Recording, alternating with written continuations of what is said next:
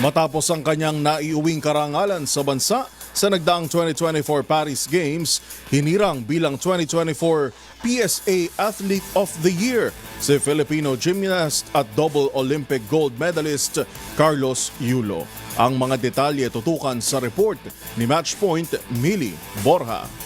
Kinilala si Filipino gymnast at Olympian Carlos Yulo bilang 2024 Athlete of the Year ng Philippine Sports Writers Association o PSA. Yan ay dahil sa makasaysayan nitong gold medal performance sa 2024 Paris Olympics. Magugunitang nasungkit ni Yulo ang 2 ginto matapos duminahin ng floor exercise at vault event sa gymnastics. Dahil dito, siya ang ikalawang Olympic gold medalist ng bansa.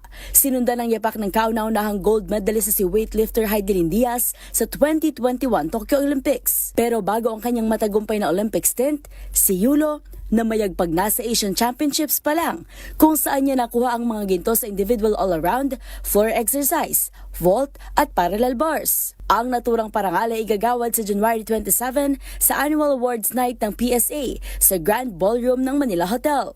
Maliban sa Athlete of the Year, kikilalanin din ng mga atleta para sa ibang awards gaya ng NSA of the Year, President's Award, Executive of the Year, Hall of Fame at Special Recognition para sa mga Filipino athlete at para-athletes na sumabak sa 2024 Paris Olympics at Paralympics.